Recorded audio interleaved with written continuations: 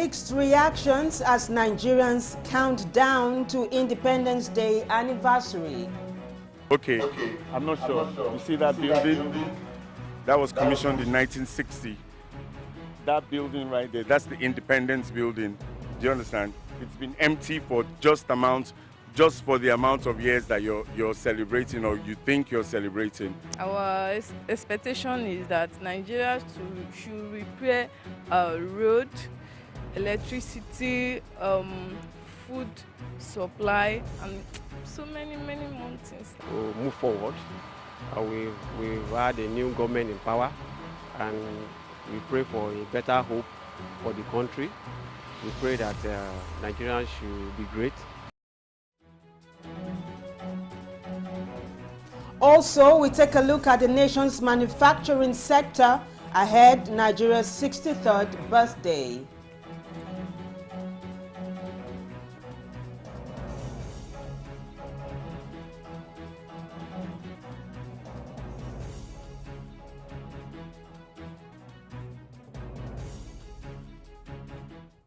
Well, this is Business Insight on Souk News. I am Vivian Oguche, and you're welcome aboard. Well, to set the ball rolling, I've got Alfreda Ambibasi, who is standing by with the day's top stories.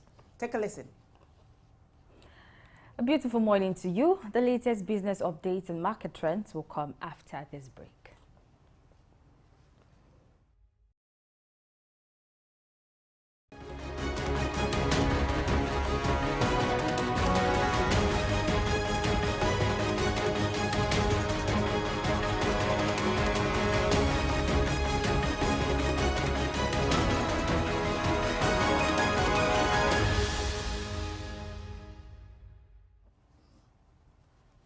Thank you for staying with us. The federal government of Nigeria has urged the Central Bank of Nigeria, CBN, to streamline the Bureau de Change BDC sector by reducing the number of operating BDC entities significantly from 5,000 to 200. This recommendation, put forth by Tokbe Fashoa, the special advisor to President Tinubu on economic affairs, was made during an economic policy event hosted by the Abuja Chamber of Commerce and Industry. Fashoa said this reduction is crucial to enhance the CBN's supervisory capabilities and tackle irregularities in the forex market. This proposal aligns with ongoing efforts to reform Nigeria's forex market for more effective regulation and supervision. Following the recent advocacy by the Association of Bureau de Change Operators of Nigeria for an increase in minimum capital requirements and measures among its members to boost capacity for diaspora remittances and foreign exchange transactions. And moving on, the Vice President Kashim Shettima has expressed optimism that Nigeria's economy would improve in less than 15 months. This was made known in a meeting with the First Surat Group and top officials of MTN Nigeria at the Presidential Villa in Abuja. Shettima highlighted the administration's commitment to creating a favorable business environment for local and foreign investors and urged MTN Nigeria to lead in digital mobile money and digital education initiatives. He called for collaboration with stakeholders to enhance productivity and create jobs, encouraging the Surat Group to explore opportunities in agriculture while ensuring property rights protection and reduce bureaucracy. In response, MTN's chairman Ernest Ndukwe and Chief Executive Officer Carl Toriola reiterated their commitment to President Tinubu's Renewed Hope agenda and announced plans to roll out 5G network services in Nigeria, signaling their dedication to advancing the nation's technological infrastructure. And moving on, Dubai has reduced its public debt by 25 billion dirham in just 18 months since creating the Public Debt Management Office in 2022, partly due to a 20 billion dirham loan settlement from Abu Dhabi and the UAE Central Bank.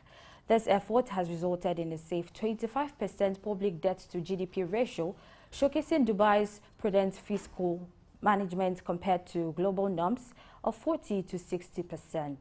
The city's largest financial center saw an impressive 2.8% year-on-year growth in the first quarter of 2023, driven by sectors like transportation, finance, and insurance. Dubai aims to double its economy to 32 trillion dirham over the next decade as part of the D33 agenda, with Sheikh Hamdan bin Mohammed bin Rashid Al Maktoum's leadership behind the Public Debt Management Office, emphasizing responsible financial management and long-term sustainability. We'll take a short break, and coming up is the stock, commodities, and market trends after this break.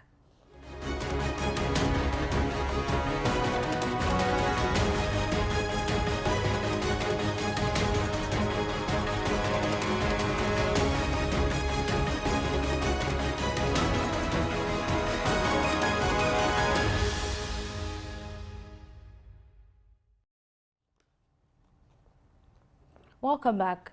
At the end of today's trading session on the Johannesburg Stock Exchange, a total of 318,948,001 shares were exchanged in 341,850 deals, corresponding to a market value of 20,349,918,813 South African rand and 70 cents. Compared to the previous JSE trading day, yesterday's data shows a 53% improvement in volume, a 27% improvement in turnover, and a 30% improvement in deals. The current market capitalization of the Johannesburg Stock Exchange is 18.5 trillion rand. In the aggregate, 353 JSE listed equities participated in trading, ending with 124 gainers and 192 losers.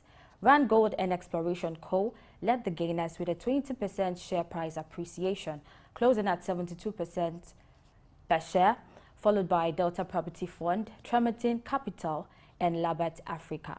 On the losing side, Stenoff International Holdings came out last with an end-of-day price depreciation of 33.33% at 2 cents per share, followed by African Dawn Capital, MC Mining, and Sebata Holdings. Life Healthcare Group Holdings recorded the highest volume of 32.3 million traded shares, followed by Growthpoint Properties, Hammerson, and Festrand. In the most recent commodities market reports, here are the present prices. Wheat is currently trading at 586.25 US cents per unit. Gold is valued at $1,885.49 US dollars per ounce. Silver is priced at $22.64 US dollars per ounce. Copper is trading at 3.63 US cents per unit, and Brent crude oil is currently at 96.65 US dollars per barrel. And in the parallel market, the USD buying at 990 naira and selling at 1,000 naira. The British pound exchanges between 1,255 naira and 1,265 naira. Euro purchased at 1,045 naira and sold for 1,055 naira.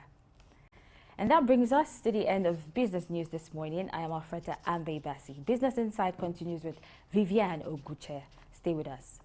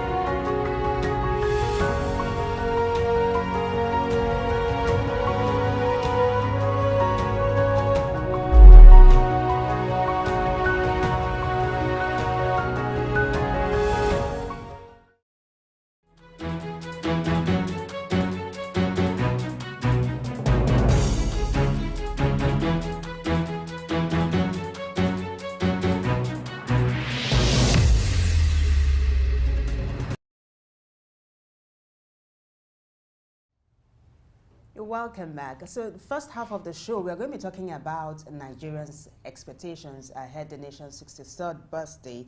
You had a sneak peek of it earlier on in our introduction. So we will delve deeper into what the people are saying. We went to the streets to feel the pulse of Lagos State. And here is what some of the people had to say about what they are expecting as Nigeria celebrates her independence. Then when we come back, I will introduce my guest who is in-house with me. In the meantime, take a listen to Nigerians.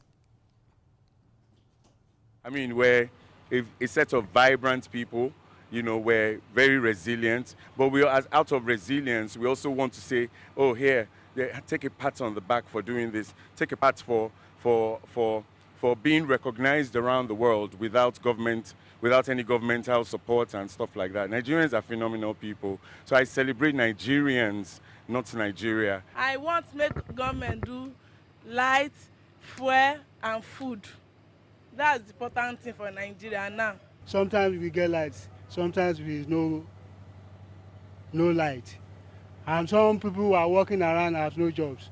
So all those things like that, Nigeria has to get a look of it. Our expectation is that Nigeria should repair road, electricity, food supply, and so many more things like that.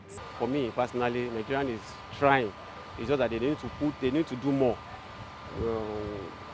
Expectation is not being met now by majority, and I just wish that the Nigerian leaders should put more effort in making sure that the Nigerian people actually appreciate what they are doing to move the Nigerian forward. All right, so based on what we've heard, the common denominator here is the availability of electricity, good roads, and food security. Now let's talk about how all of these things affect businesses in Lagos, where we went out to talk to people. To join me on this discussion this morning, I've got Sunday Odibashi. Sunday Odibashi is a journalist and a public speaker, and he's been in the business for a very long time, and it's so good to have you join us today. Yeah, thank you for the privilege to be here. Thank you. I hope it wasn't too stressful coming to the studio. No, it's an environment I'm used to. Thank you. So you listened to what the people said. Yeah. What's your take? Well, I think they're all right.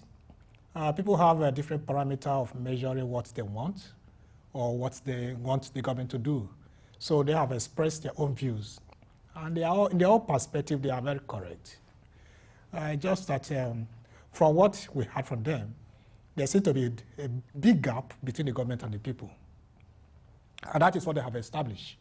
You heard some of them talk about electricity, some about roads, food security, and all that. So these are things they expect that will naturally be part of their life, which have been seen. So I think that's just what we can get from that. One of the people that spoke said that Nigerians are very industrious and resilient, that he's celebrating Nigerians, not Nigeria. Yeah. that tells you the extent of the gap between the country and the people. So people survive on their own, and the country exists on its own. So Nigerians are not living on Nigeria, but they live on their own, and that is what it's trying to express.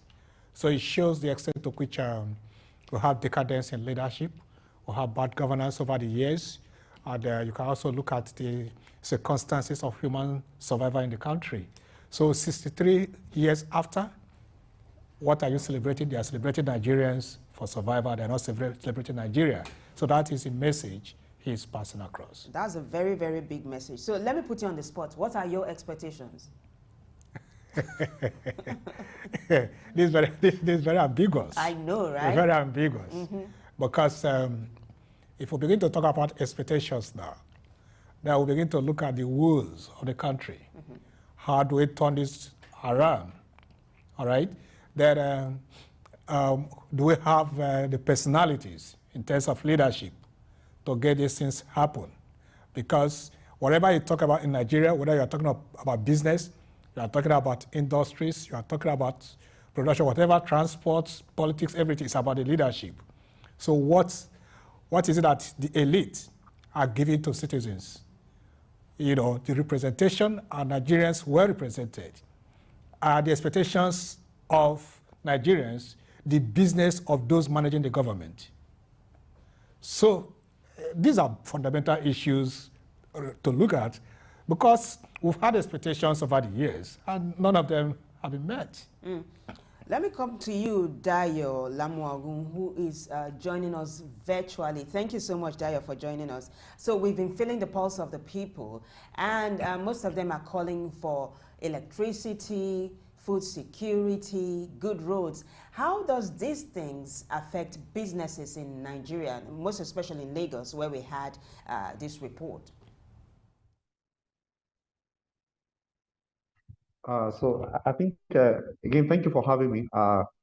Maybe I should start by saying that the the things you have just mentioned there, the solar business. I mean, you don't have infrastructure, you don't have power, you don't have, then you don't have a business. So if the enabling environment is not there, businesses will continue to struggle, and that has been the recurring decimal in Nigeria, where businesses start off, they die the second year, the third year, even the one that have long been established, um, because businesses are not competing with themselves, they are competing globally. It's a global village. And so your inefficiency is not an excuse in anywhere. So it's either you survive or you die. So the challenges are there, whether it's the infrastructure in terms of road, a good road network. You see the roads we have in many parts of the country. I mean, hellish, no power. I mean, this age, we're still talking about, you're talking about getting power, running generators. Practically every house, you can count maybe how many generators you can count in each of the houses in most parts in the country. These are the challenges, and they have always been there.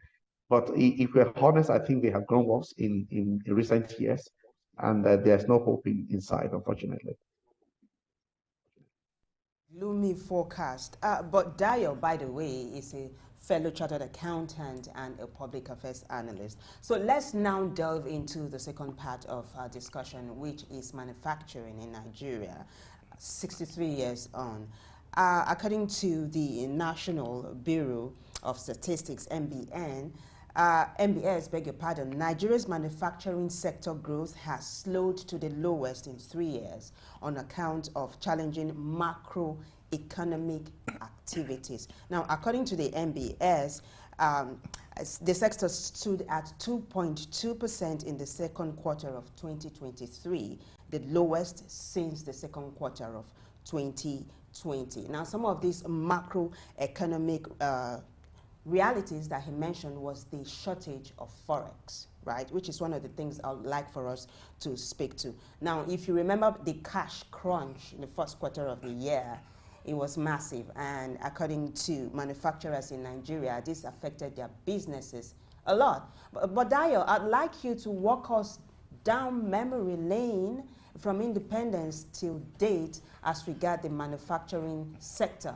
in Nigeria, zooming in on the challenges they're facing right now at the end of it all. So again, thank you. But if you look at it from pre-independence even to the time we had our independence in 1960, then coming to where we are now, you see, lots of things has changed. We started on a good footing, and there were high hopes. We read from history, how Nigerians were hopeful, the jubilation in the country, and you see foreign companies, manufacturing companies coming to the country. You have all kinds of product that if you mention this day, even children of 10, 20 years, they won't be able to identify with. I mean, you see all those products growing in Nigeria, and Nigeria was really booming. Nigeria was, you see, countries come to Nigeria, people from London, people from Europe, from the West, they come to Nigeria to holiday because the environment, where you talk about whether it's infrastructure, whether it's in terms of power, whether it's in terms of the tourist attraction, you see, everything looks good. And the same thing was applicable to the manufacturing industry. Things were moving. You see, companies with big names all over the world, they want to identify with Nigeria. In fact, it looks like if you have not come to Nigeria at that time, you have not started a business. And that was the trade. Why? Because it was funded on a system whereby infrastructure was taken as very important. There were roads. The road network was being improved. The trains were the train lines were working, the rail lines were working, and the system was just very good. And there was high promises. There was a lot of accountability. Nigerians were hopeful of their government. And you remember we operated the regional system at that time, and people, whether it's in the region, in the south, or in the east, or in the west, or in the north, people were doing their best. I mean, there was this heady competition just to be the best you can be at any level, and that is the situation we're in. That is the situation we're in, and everywhere was developing, and that also applied to the manufacturing sector. But along the line we missed it. Mismanagement, whether from the military takeover and continuing military, continuing corruption that continued to plague the country until the present infrastructure began to decay. Everything began to go down on the downward trend. And you see many big manufacturing companies that begin to leave Nigeria, because when you cannot operate, there's no power to run your machines. There's no power to run your manufacturing site. The road network is there. It's repair and repair of vehicles will do. You get the product, they got bad because you can't transport them to wherever it will be useful to be processed and all of that. All kinds of issues. And then to add to all these troubles, the policy management in Nigeria seems to, all kinds of conflicting policies, counterproductive policies that you can't even predict the government. You can't predict what the policies are. Today is up, tomorrow is down, next tomorrow is right, next tomorrow is left. You see, it's all kinds of things. It's all kinds of issues that come together. And today, we are practically producing nothing. All thanks to a few manufacturing companies that are sticky, and Nigerians are trying to do their best to see that they're still able to do something. But most of the things we get in Nigeria are imported to Nigeria, even to things like toothpick, like cotton board, and all of. And you're wondering, are we a country? And this is a country that has, the largest population in West Africa, the largest economy in Africa. Then you're wondering, why are we like this? Where did we get it from? All right, you just opened a can of worms, Dayo, and we'll see how we can dissect each of these things you mentioned. We talked to a number of people, manufacturers, and this is what they said, right? Heavy import dependence, exchange rate volatility, haulage cost of imported materials, and dependence on alternative sources of power have increased the cost of production by almost 30%. Let me come to Sunday in the studio here before I come back to you, Dayo. Sunday, would you want to address some of these issues as you also react to what Dayo has said? Yeah, in the first, I agree with him totally, because if you also look at the evolution of industrialization in Nigeria, you will see how we've been moving up and down. And like the players in the industry mentioned, and they're right, those are critical issues. And I wouldn't say, would you blame the military? I don't think the answer is yes. There was a disruption, quite well. And if you also look at the performance of the military, and in the post-military era, you will now see that the military was better. Really? Yes. We're coming to that. Now, I was privileged to have an interaction with Yakasai, Alhaji Yakasai, in Kano. He was personal secretary to Tafawa Balewa in the First Republic. And he said that, yes, that when after independence, that they realized that the structure, the economic structure, was such that all that Nigeria could do was to export raw materials. And they would get produce manufactured products in return. Finished goods. Finished goods in return. So they now sat down and they realized that they were spending more than they were getting. Even when They were having cocoa and the granite pyramid and all that. They were making money, but they were spending more than what they were making. And he said that those leaders in that first republic, they sat down and they said, okay, fine. After this first tenure, that in the next tenure, they were going to go into the process of industrialization. And their focus was to shift from production of raw material to manufactured goods. And their first step, first plan of action was electricity. To develop electricity in the country, upon which they cannot industrialize Nigeria. Okay? Now, they were in that process when the military struck and stopped in 1966. The military, again, did not take from there, but they sustained what they took over from them.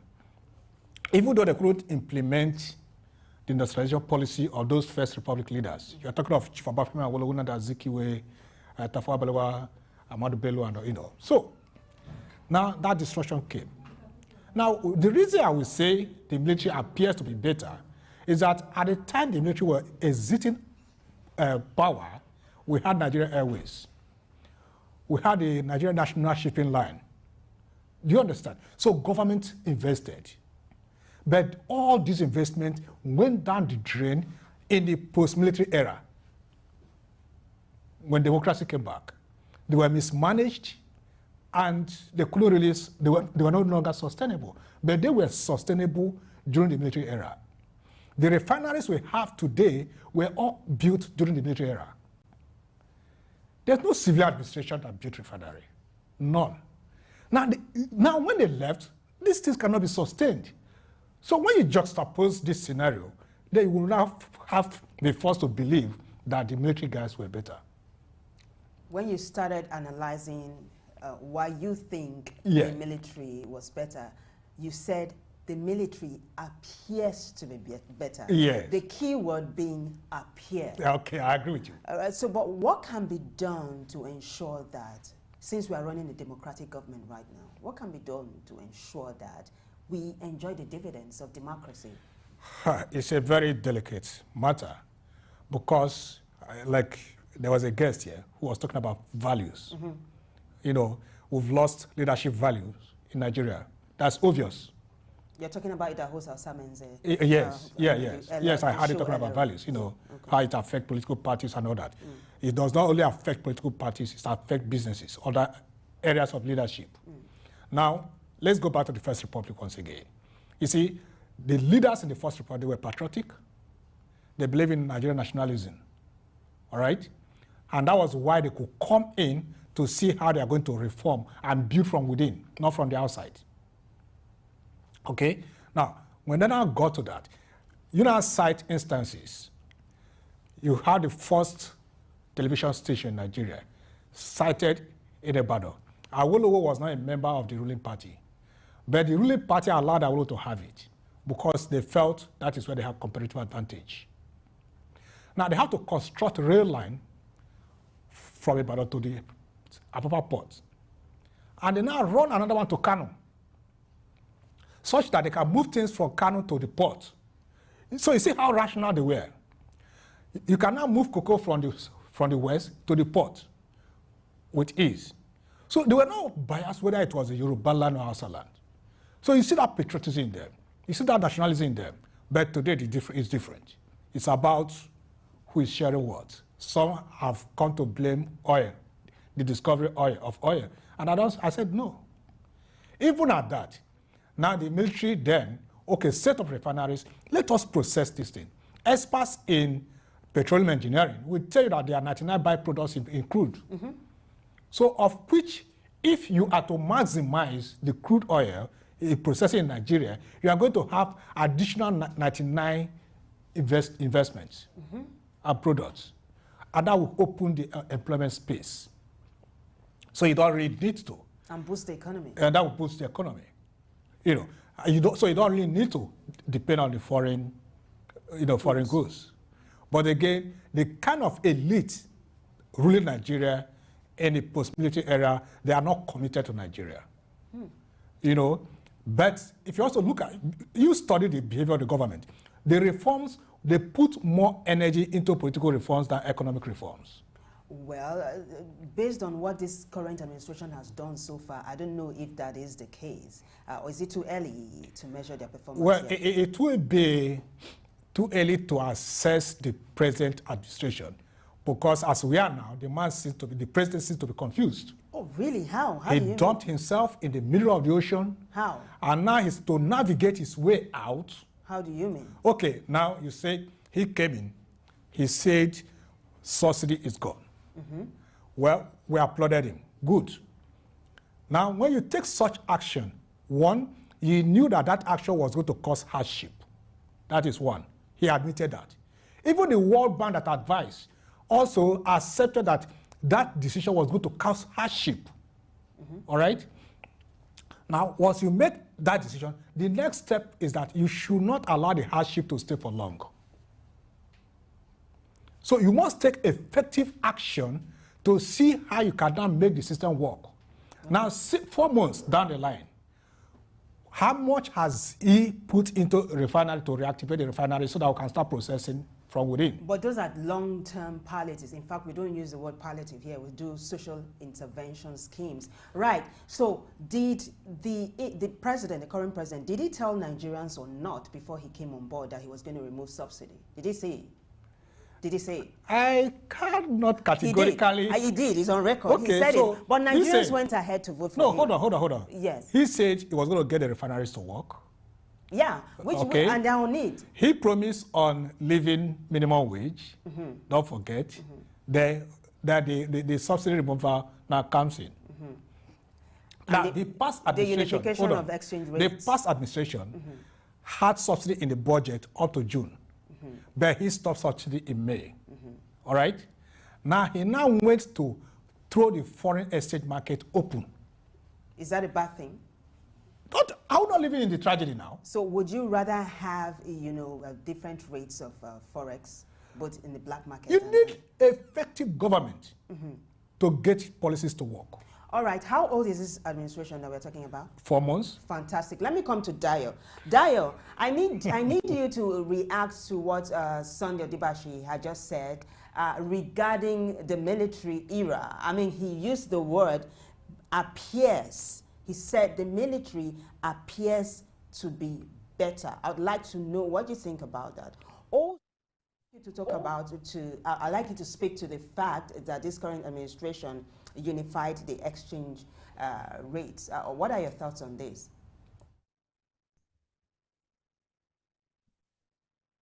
So I think it's something pretty difficult to immediately analyze.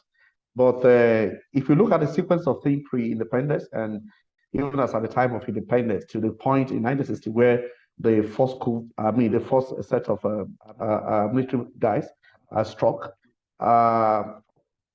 I think there was already a progression on what is to be achieved. I mean, like you mentioned, the main dependent on external forces and importing economy, where we just export our cocoa, our granite, our farm produce, we just export and process items are brought back to the country. So that was the agreement they made on ground under the colonial rule.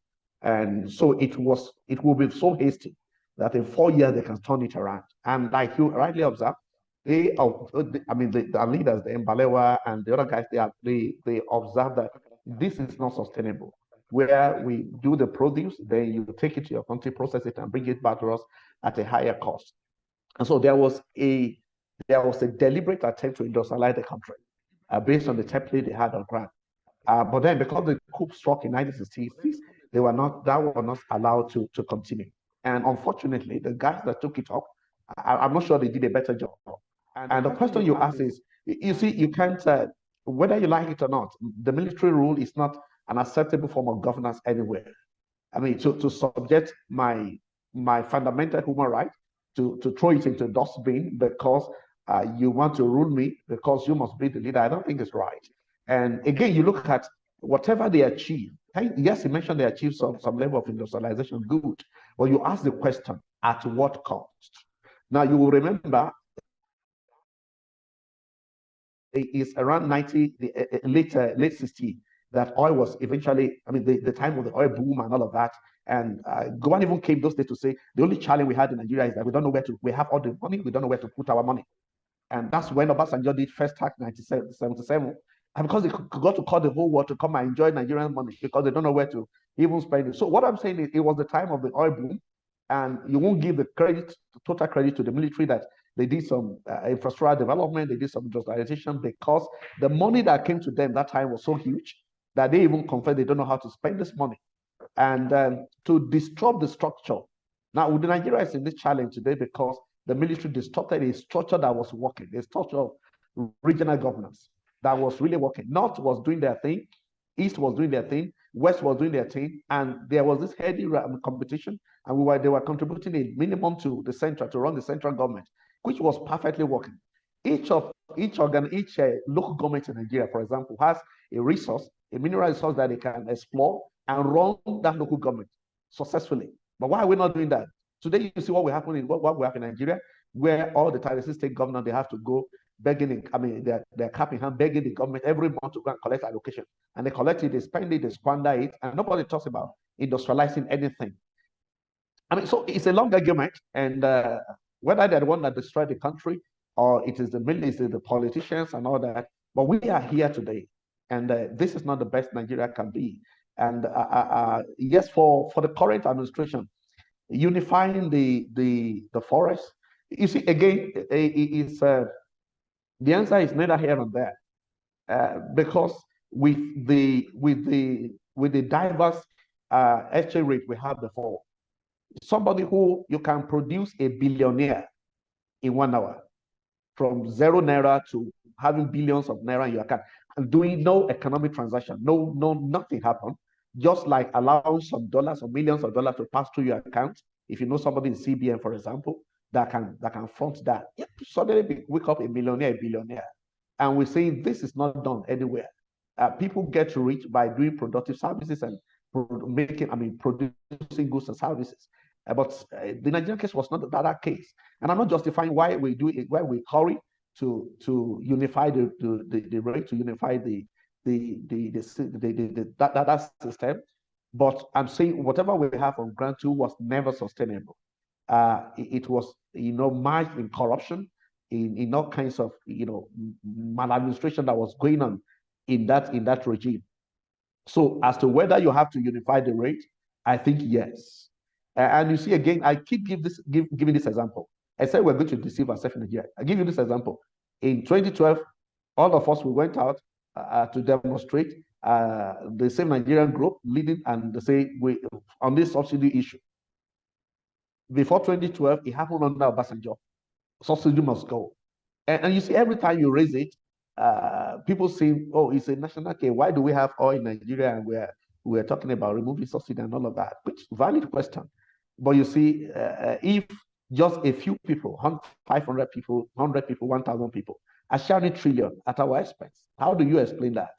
And again, I'm not saying the masses should be punished unnecessarily for this, but the question should be, having unified the rate, having removed the subsidy, what is forever for the refineries to work? The days of Buhari, I mean, we were told that it's not a rocket science to fix power. In fact, the problem is those days that within 6 months, they're going to give Nigerian power, steady power. I mean, we are together in Nigeria after 8 years after. We are here, no power. The refineries are not working. None of the refineries are working, but they're going to build a refinery in 3 years. At least we gave them forests, if it's not the Nigerian government. We have gave them forests, while our manufacturing organization company has no forest to trade with, to buy the input they need and all of that. So again, all this kind of policy somersault here and there, and you're asking, is this Nigerian edifice really for all of us or for the selected few? Is this democracy? Is it just a kind of an arrangement, a set up to rob the masses? And I think that's what is playing on in Nigeria every time. So the question is, how do we come out of this? Again, Nigerians are not asking for too much. We're just asking for the basic thing.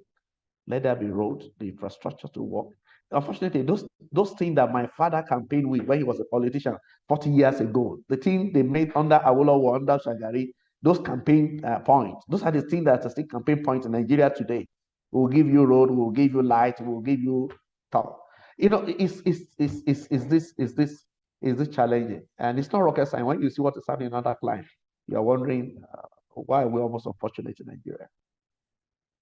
I mean, there's something that you said. What people were campaigning on 40 years ago is what they're still doing. Yeah. Road, light, when you should be talking about digitizing the economy, the manufacturing sector, and all of that. But he talked about the federal government and states sharing money at the end of each month. In fact, he said states coming to the federal government to beg for money. Exactly. I mean, the federal government keeps 52.68% for its budgets, and it goes to the FCT as well, and the states share 26.72%, and local government gets 20.60%. That of the local government is debatable. I don't know if it gets to them as it is. But do you want to speak to that? Because there's something germane, he said, that if the states and the local governments are functional and you're able to develop your region, we won't be talking about a decline in manufacturing and the economy. Yeah, right? I think I agree with him in that aspect. And that has to do with constitutional reform.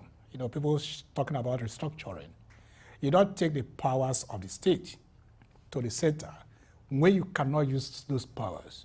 And the truth of the matter is that the more powers you acquire, the more funds that come to that unit of government. So the federal has taken much of the powers of the state, and that is the way they move resources from the state to the center. That is why you see the sharing formula, that the federal has more than the state and other subunits. So until they restructure these things, and they will have to come with patriotic mind and see how they can get Nigeria to work. Now, if you ask me, I will tell you that even after that, the first generation leadership we had, Babangida's Structural Adjustment Program, SAP, became the most comprehensive economic reform Nigeria can ever think of. And this reform was tested in other climes and it worked, right? It worked, but it failed. They frustrated it here, you know, because it took the interest of both the poor and the rich at the same time, you know, simultaneously going. And Babangida was also honest, because the truth of the matter is that when a government, if you reform and privatize and allow competition, the government will lose power. All right? And because of that, when Babangida was privatizing, he now created minority shares, which he called golden shares. So without golden share, the government will still retain minority share, but they will still have power over the majority shareholders. And that was an honest government. And the subsequent government, they knew this, and that is why they are not honest and not sincere to privatize. When they are telling you they are privatized, they are just deceiving us.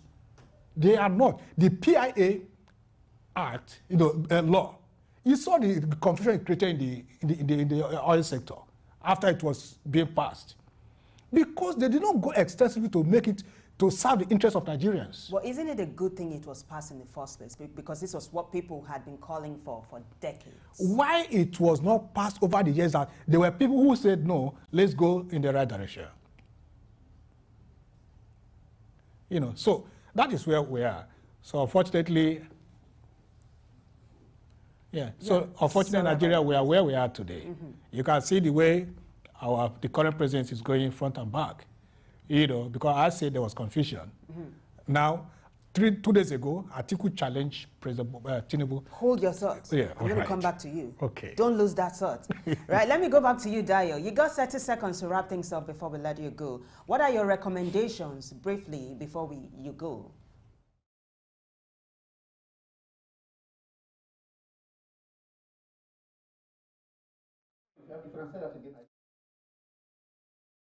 So we're going to let you go in about a minute. So you've got 30 seconds rather to wrap things up. Make your recommendations as to how to revive the manufacturing sector in Nigeria.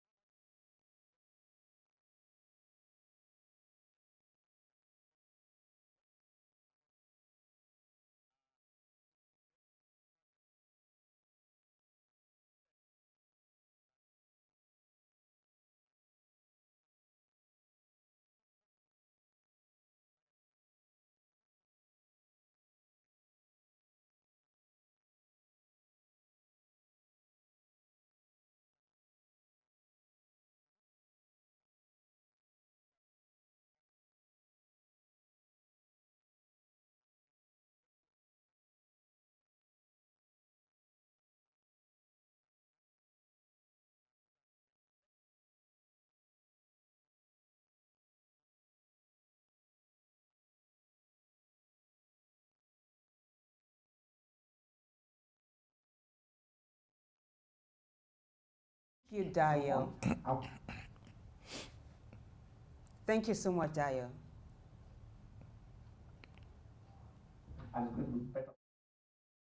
So much, Dayo Lamwagun.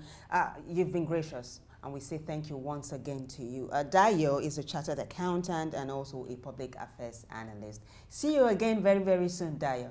Bye for now. Let me come back to you, Sunday. Yeah. So you were talking about what Atiku said. Yeah, 2 days ago, he challenged Tinubu and said, how is it that you are able to keep the pump price of petrol below 600 naira with the current exchange regime? You know, now 2 weeks ago, there were this speculation that the government is secretly paying subsidy now. Yeah, let's not forget that these are rivals. Atiku is Tinubu's Yes, rival. I know. Yeah, but so, through opposition and criticism, we'll get to know what happens in politics. So right. So we are still waiting for him to answer that question. You know, so those are the issues. Like, let me go back to where he started. To what Dayo said. Yes, you see, part of our problem is this: we left development for modernization. There are some concepts we apply that they are for the advanced economies to modernize, you know, their process, which means they have attained a level of development, so they are now dealing with sustainable development. I will begin to talk about how we apply that to our environment. It's one of the problems we are having, you know, stereotype policies. Oh, is there in Europe, is there in America, let's do it here. Without addressing the fundamental issues here, you know, they will tell us of housing deficit and all that. These are modernization concepts. Now, how do you talk about in the manufacturing? The cost of production is extremely high in Nigeria. All right? It's extremely high, one. Then two, the purchasing power of Nigerians has gone down. You know, gone down remarkably. So if what is produced is not purchased, the business will die naturally. And that is why you see so many multinationals moving to West African countries to go and produce and bring into the Nigerian market. The market is here. There's no doubt. There's a huge market. There is a huge market here. But the cost of production is extremely high. You are increasing the pump price of petrol, you are increasing electricity tariff, the taxation is there, you know, and a whole lot of other things. Then the means of doing business. Yeah, but the increase in the pump price is not deliberate. It's a result of the deregularization of that sector, right? It's not going to be permanent. If you call it deregulation, let's see how the extent to which they will deregulate it. But we felt the immediate impact. Yeah, but this is something, a long-term goal, right? A long-term goal, they are beneficiaries. That those beneficiaries will not want to let go. Yeah, well, so either way, whether you are talking of subsidy, you are talking of reward subsidy, it's about the elite, making the elite richer. So it's adding little to Nigerian citizens. But if we go in the right direction, let's see how we can get this empower the Nigerian people, and let's see how production can go on. I think that will help the country. That is a safe place to land. Thank you so much, Sunday Odivashi. And that's our show for today. I want to say thank you to everybody that contributed to making the show a success. A bigger thanks to you for watching. Sunday here is a journalist as well as a public affairs analyst. And I dare to call him a friend of the house. Yeah, thank you. My name is Vivian Oguchi. Thank you. See you again, same time, same station, as we continue to count down to Nigeria's 63rd birthday. In the meantime, have yourself a good day. Bye for now.